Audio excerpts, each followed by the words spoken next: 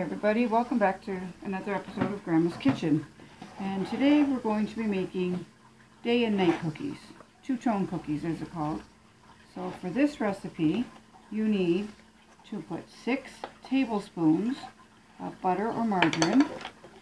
I usually just use margarine. Butter's okay, but it's a little pricey. So I'm going to get a bigger spoon because that's just going to take too much time doing that. So we need 1, 2, 3. This is a pretty easy recipe as well, as all my recipes that I use are. I don't like to make them too complicated. It's easier to just get on with it. Okay, and you need a ½ cup of brown sugar. And what you do with this is that you mix your butter and sugar together. You don't, unfortunately, this isn't one of those ones that you can just throw everything in the bowl and mix it. You have to kind of go by steps. Baking is a little bit more tricky than cooking. You have to pretty much be precise with your ingredients and definitely precise with your measurements. You don't want to put a ½ cup if it calls for 3/4. It's just not going to taste right, and the whole balance will be off. So you mix your butter and your brown sugar together, and then you add vanilla. Now I need ½ teaspoon of vanilla. ½ teaspoon. ½ teaspoon of vanilla goes in, and your egg. And then you have to mix this up. There we go. ½ teaspoon of vanilla and 1 egg. Okay. You beat until it's fluffy. And now we're going to stir in 1/2 cup of sour cream. Spoon here. 1/2 cup. These are very soft, very fluffy cookies. They will not last very long in your cookie jar because people just go crazy for them. I always make cookies that I know my family will like. I try new things once in a while, of course, just to, you know, expand my horizon. And it's always good to have new, you know, cookie recipes or cake recipes or dinner recipes. Okay, so now we beat that and we stir it in. Now we're going to mix the flour, the salt, and the soda in. So we need 1 1/4 cups of flour. Let's get my measuring cup here. There, 1 1/4 cups. And another little hint for you I can give you right now is that when you're using measuring cups, if it's got a lip like this, that means it's for liquids. And if you use it for dry ingredients like I am doing, add just a little bit more of your dry ingredients. If you're using a straight measuring cup, a flat one, for liquid, add a little bit less. It's about 1/8 cup less. I found that out when I took a cooking course at Michael's, or cake decorating course, sorry. So there's 1 1/4 cup. So that's just exactly 1 1/4 cups. So, or, yeah, sorry, too much. There's 1 1/4, so I'm adding just a little bit more. We're going to pour that in the mixture. Okay, and now we're going to put the salt and the baking soda. Salt is 1/2 teaspoon, and I forgot to bring that out with my ingredients. 1/2 teaspoon of salt. Measure it out. There we go. And 1/4 teaspoon baking soda, which I also forgot. My brain is not with it today. Baking soda. Where is my baking soda? There it is. Okay, so we need 1/4 teaspoon of baking soda. Okay, 1/4 goes in. And then you give that a good stir. Alright. Now this also calls for nuts or walnuts. At the moment I don't have any. I only have peanuts, and it really doesn't taste well with peanuts. Nuts are optional. You never have to add. They add a little crunch. depending on what kind of nuts they use, they add a little flavor, but it's really not anything that alters the taste too much. There. Now that is our white batter. So what I've got to do is get another bowl. I'm going to get my cookie sheets out. It's too early in the morning on a rainy Wednesday morning, and I'm kind of forgetting things here. Okay, so what you want to do is take half of this batter. Just, judge it by eye, roughly half. It doesn't matter if it's a little, well, it does matter if it's a little more or less, because then you're going to get more chocolate dough than vanilla dough. So you've got your vanilla dough. Now to this little bit here, you're going to take, it says 1 ounce square of melted chocolate. I don't buy melted chocolate. I use cocoa powder. Same thing. I just add it. You can add a hot water to this, and it mimics the square of melted chocolate. I just throw about 1/4 cup in, and you mix it all in. So now you've got a white dough and a chocolate dough. You getting where this is going to? When I say it's going to be night and day cookies, the recipe calls it 2-tone cookies. I've always called them day and night cookies because it's light and dark. And you put them on your baking sheet. So there you go. There's your dark batter. There's your light batter. So now I'll show you how to assemble them onto your cookie sheet. It's pretty easy. I'm using a non-stick pan. Non-stick pan here, and I'm going to just put my camera down a little bit so you can see better. Okay, there we go. So what you do is you take a very small teaspoon of white dough and then the same amount of chocolate dough, and you put them together just so they touch on the edges. And there you go, night and day cookies. Didn't get that. Let me just make another one for you. I did that in the wrong corner. So you have your small teaspoon of white dough and your small teaspoon of chocolate dough. And there, you bake these in the oven at a 350 degrees for about 12 minutes, depending on your oven. So I'm just going to keep filling up this cookie tray and put them in the oven. And when I finish up with the next tray, maybe they'll be done and you can see what they're like. Now it does not matter which little mound of batter you put first. If you want the chocolate on one side then the other, it does not matter, as long as you have both chocolate and white just touching. When it bakes, it'll meld together. And I can bake these off and show you what they look like when they're done. Now for anybody that would like these recipes that I have done on my other videos, if you couldn't quite get all the ingredients, if you put your email address in the comments, I will absolutely respond and I will send you an email with the detailed instructions and with the recipes of anything you see, or if you want to need the ingredient list or the recipe for anything, it doesn't matter what it is. You tell me what you want and I will show it. I will email you back as soon as I can. So there you have it, night and day cookies. Now I'm going to put these in the oven for about 10 minutes. My oven is pretty fast. We have an energy efficient oven. I don't need it too high. So that takes care of the two-tone cookies. I'm just going to go ahead and finish off this batter. Put another, I've only got a little bit of batter left for this cookie sheet, so I'm going to go ahead and put it on here. and finish baking it off. And then I might make, I think I'll do a coffee cake today. That kind of is a big hit around my family.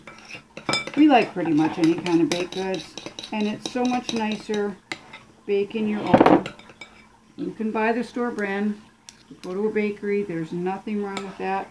If you don't know how to bake or if you don't have time, the only benefit of baking your own is that you know exactly what is in them. You can, if you have a diabetic in your family like I do, you can use Splenda to cook with, baking sugar-free cookies. It doesn't change the taste much at all. I've done it lots of times for my daughter. She will occasionally eat regular cookies if they're not too sweet. But when you're diabetic, you have to be more careful. You have to kind of change your lifestyle a little bit, and it's not a big deal. It just has to be done. Now there. Now you see what I've done is I didn't split the dough up, so I don't have as much chocolate as I do vanilla. So these last two cookies are going to have more daytime than nighttime. They're going to be a little smaller, which is fine, you know. And that way you can have an extra one with your milk or your tea or whatever you're having. So there. All right.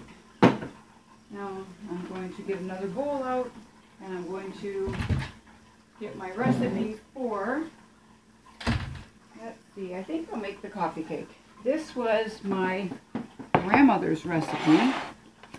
She passed it down, or actually my great-grandmother. She passed it down to my grandmother passed it down to my mother, and we have just had it all our lives in,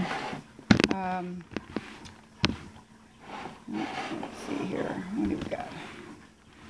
And it's a little hard to get this camera angle just right.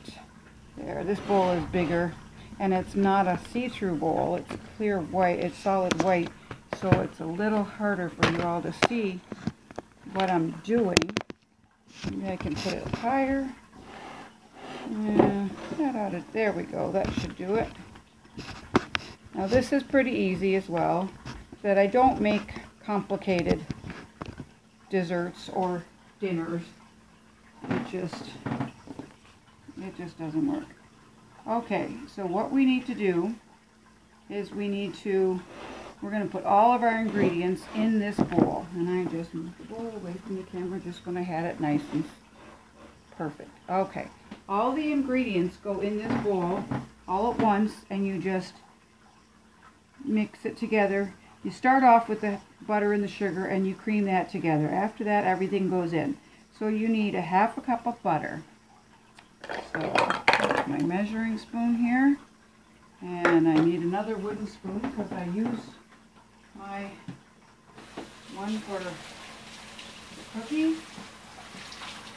Let's just give this a little quick rinse here. Okay, so I need half a cup of margarine, butter, whichever your preference is. If you like cooking with butter, that works. The outcome is pretty much the same. Some people think they can tell the difference when you use butter versus margarine. I can't. Okay, so then you need 1 cup of sugar. So we're going to get in my canister here, and there's half a cup, and there's 1 cup. I bought these jars for my canisters, and the big 1 cup measuring cups don't fit in there, so you kind of have to switch it up a little bit. You got to do what you got to do. But they're nice jars.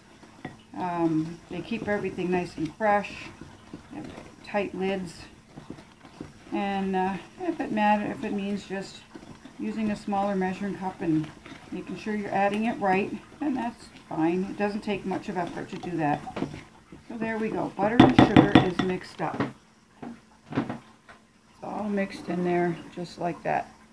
Now this is a coffee cake, so it's going to be, the batter is going to be a little thick. It's not meant like a cake. It's your cupcake recipe. So now we're going to put into that, we're going to put in 2 eggs. There we go. Now these, you see these eggs? Look at there, the blue and the brown. Let's see, can I get them in there? There we go. We have chickens out in our backyard, and the one lays blue eggs, and the other one lays brown eggs, and our third chicken lays brown, but a little bit darker brown. Today we're going to use Tornado's egg, and Dino Brody, what's the other chicken's name besides Tornado? The one that gives us the brown eggs. Judith. Judith, that's right. We're Walking Dead fan family around here, so there's Tornado, which my other grandson named Judith, and Mashawn, that's what it is. So Mashawn lays the darker brown. So there we go. We got the sugar mixed in with the eggs. Now you're going to put in 2 cups of flour. You don't have to sift your flour. Normally these days it comes pre-sifted. If it seems a little bit lumpy for you, go ahead and sift it. Put it through a little strainer. But no times you ever have to. A lot of recipes call for sifted flour. The older books, like my Betty Crocker book that I use a lot, because back in the day when those books were printed, the flour wasn't pre-sifted for you. So now I need 1 teaspoon of baking soda. And I need 1 teaspoon of baking powder, which I did not get out of my cupboard. I'm telling you, it's just not a good. There we go. Baking powder. You always want to make sure your baking powder is fresh. Check on the date. It'll tell you when it's good for. A lot of people think, oh, you know, you don't have to follow use by dates, but baking powder you definitely do, because your cakes and your cookies and your muffins will not rise if your baking powder is stale. Now we need 1 teaspoon of vanilla. And here's a little trick with the vanilla. Use the cap. The cap is always exactly 1 teaspoon. Never fails. No matter what size jar you get, the cap is always 1 teaspoon. And you need a 1/2 pint of sour cream. Now, if you don't know what pints are, you look on your measuring cup, and most of them have the ingredients, the pints and cups and ounces on one side, milliliters and cups, and this side has cups and pints. So a half a pint is 1 cup. 1 pint is 16 ounces. 1/2 cup is 8 ounces. So you need 1 cup of sour cream. I'm just going to go ahead and put that in my measuring cup here. This again is a fairly easy recipe, but it tastes so good. And it's nice. You serve it with a little side of ice cream if you like. It's good with a dish of ice cream. But, you know, have it with a cup of tea, a glass of milk. Just a nice dessert. It's light. It's not very sweet. It's not overly sweet. So anybody can eat it. There. Now we'll mix all this in. And again, like I said, if you would like the action, like if you didn't catch all the ingredients as I went by, try not to go too fast, but I don't want to run out of room when I'm making this video. So if you'd like any of the ingredients, or I'd like the recipes rather, send me your email address in the comment section, and I will get back to you. I have a very, very large collection of cookbooks, and also I go online. Allrecipes.com is one of my favorites. You can go on there and sign up, and you get an email every day with new dishes. And you take a little bit of a profile, so they only send you dishes that you're interested in. And then if you, whatever you call up, they send you a recipe that dishes you might like, and that's what they base it on. Okay, so there's your batter. Right, that's just as smooth and nice and creamy looking as it can be. So we're going to take and put that in a loaf pan. Oh, you want to grease your loaf pan with a little butter because sometimes this sticks. So it's simple. You put a little bit of butter on a paper towel and just go all the way around like this. Easy peasy. And there you go. Ooh, your grease. Took me about 30 seconds. So then you pour your batter. You pour half of it, half of the batter, into this pan. And again, you kind of eyeball it. First time I made this, I measured, so I got exactly half.